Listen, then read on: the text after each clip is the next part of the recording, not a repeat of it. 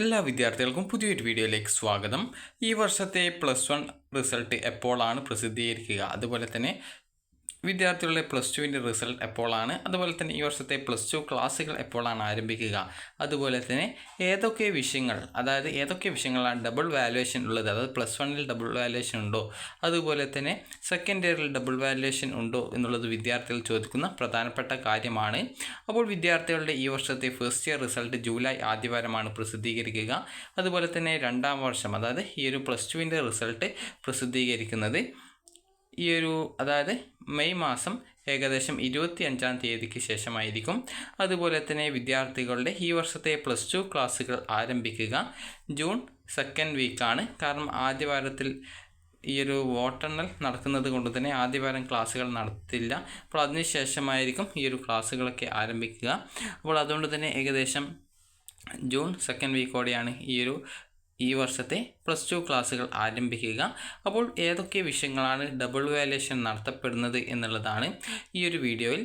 അപ്പോൾ വിദ്യാർത്ഥികൾ ചോദിക്കുന്ന കാര്യമാണ്, ഫസ്റ്റ് ഇയറിലെ സബ്ജക്റ്റുകൾ ഡബിൾ വാല്യുവേഷൻ ചെയ്യുമ്പോൾ സെക്കൻഡ് ഇയറിലെ സബ്ജക്റ്റുകൾ ഏതൊക്കെ, അതായത് കൊമേഴ്സ്, ഹ്യൂമാനിറ്റീസ്, അതുപോലെ തന്നെ സയൻസ് എന്നിവയിൽ ഏതൊക്കെ വിഷയങ്ങളാണ് ഡബിൾ വാല്യുവേഷൻ നടത്തപ്പെടുന്നത് എന്നുള്ളത്. അപ്പോൾ വിദ്യാർത്ഥികൾ ശ്രദ്ധിക്കേണ്ട കാര്യം, സെക്കൻഡ് ഇയർ അതായത് +2വിലെ ഫിസിക്സ്, കെമിസ്ട്രി, അതുപോലെ തന്നെ മാത്തമാറ്റിക്സ് എന്നിവയാണ് ഡബിൾ വാല്യുവേഷനായിട്ട് ഉപയോഗിക്കുന്നത്. അപ്പോൾ സബ്ജക്റ്റുകൾ ഡബിൾ വാല്യുവേഷൻ ചെയ്യുന്നതിന് കാരണം എന്ന് പറയുന്നത്, വിദ്യാർത്ഥികളുടെ സബ്ജക്റ്റുകളുടെ മാർക്ക് വിദ്യാർത്ഥികൾക്ക് കീം എൻട്രൻസ് എക്സാമിനേഷനിൽ റാങ്ക് ലിസ്റ്റ് തയ്യാറാക്കുന്നതിലേക്കായിട്ട് പരിഗണിക്കുന്നുണ്ട്. അപ്പോൾ അതുകൊണ്ടാണ് ഫിസിക്സ്, കെമിസ്ട്രി, അതുപോലെ തന്നെ മാത്തമാറ്റിക്സ് എന്നീ സബ്ജക്റ്റുകൾ ഡബിൾ വാല്യുവേഷൻ ചെയ്യുന്നത്. ബാക്കിയുള്ള സബ്ജക്റ്റുകളൊന്നും ഡബിൾ വാല്യുവേഷൻ ചെയ്യുന്നില്ല. അതുപോലെ തന്നെ കൊമേഴ്സ്, ഹ്യൂമാനിറ്റീസ് എന്നിവയിലെ സബ്ജക്റ്റുകളും ഡബിൾ വാല്യുവേഷൻ ചെയ്യുന്നതല്ല. കാരണം അതിൻ്റെ സ്കോർ മറ്റ് റാങ്ക് ലിസ്റ്റുകൾ തയ്യാറാക്കുന്നതിലേക്കായിട്ട് ഉപയോഗപ്പെടുത്തുന്നില്ല. അപ്പോൾ അതുകൊണ്ട് തന്നെ അതായത് കീമിന് മാർക്ക് ഉപയോഗപ്പെടുത്തുന്നത് കൊണ്ടാണ് +2 സെക്കൻഡ് ഇയറിലെ പേപ്പർ, അതായത് എഴുത്തു പരീക്ഷയിലെ പേപ്പർ ഡബിൾ വാല്യുവേഷൻ ചെയ്യുന്നത്. അപ്പോൾ ഇനി എന്താണ് ഡബിൾ വാല്യുവേഷൻ എന്നുള്ള കാര്യം നോക്കാം. ഡബിൾ വാല്യുവേഷൻ എന്ന് പറയുന്നത് വിദ്യാർത്ഥികളുടെ പേപ്പർ 2 ടീച്ചേഴ്സ് ചെക്ക് ചെയ്യുന്നതിനെയാണ് ഡബിൾ വാല്യുവേഷൻ എന്നതുകൊണ്ട് ഉദ്ദേശിക്കുന്നത്.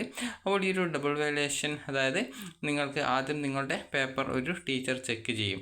അപ്പോൾ പെൻസിൽ കൊണ്ടാണ് ഓരോ ക്വസ്റ്റ്യൻ ആൻസേഴ്സിനും മാർക്ക് ഇടുക. അപ്പോൾ മാർക്ക് ടീച്ചർ സിസ്റ്റത്തിൽ എൻ്റർ ചെയ്യും. അപ്പോൾ അങ്ങനെ എൻ്റർ ചെയ്ത ശേഷം ആദ്യം നോക്കിയ ടീച്ചറുടെ മാർക്ക് മായ്ച്ച ശേഷം അടുത്തൊരു ടീച്ചർക്ക് പേപ്പർ വാല്യുവേഷൻ ചെയ്യാൻ വേണ്ടി കൊടുക്കും. അപ്പോൾ ടീച്ചറും പേപ്പർ വാല്യുവേഷൻ ചെയ്യും. അത് പെൻസിൽ കൊണ്ടാണ് വാല്യുവേഷൻ ചെയ്യുന്നത്.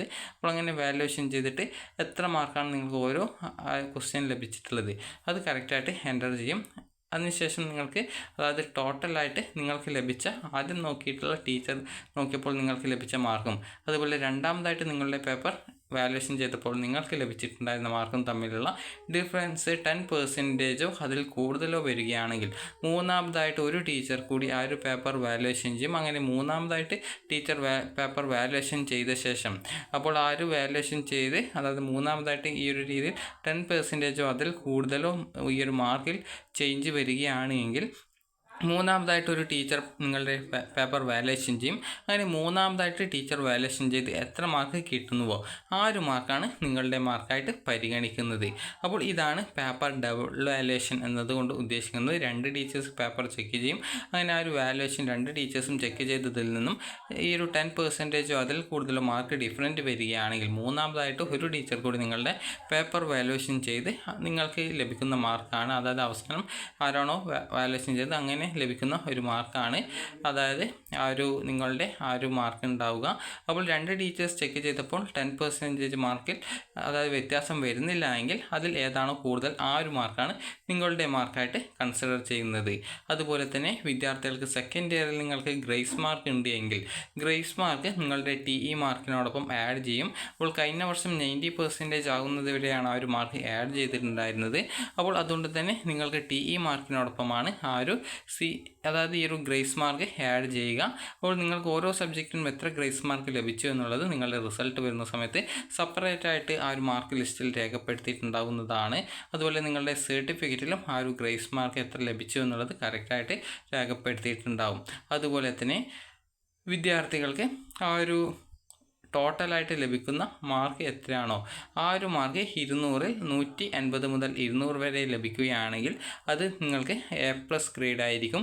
അതുപോലെ തന്നെ വിദ്യാർത്ഥികൾ TE മാർക്കിനത്തിൽ ഈ ഒരു ഓരോ വർഷം 18, 24 അല്ലെങ്കിൽ 2 വർഷത്തെ മാർക്ക് കൂടി TE മാർക്കിനത്തിൽ അതായത് ഈ ഒരു 36 അല്ലെങ്കിൽ 48 വാങ്ങിക്കേണ്ട നിർബന്ധമാണ്. അപ്പോൾ TE മാർക്കിനത്തിൽ 36 അല്ലെങ്കിൽ 48 2 വർഷം കൂടി ലഭിച്ചിട്ടില്ല എങ്കിൽ ആ ഒരു വിദ്യാർത്ഥിക്ക് അതായത് C+ ഗ്രേഡ് ലഭിച്ചാലും ആ ഒരു വിദ്യാർത്ഥി തോൽക്കുന്നതാണ്.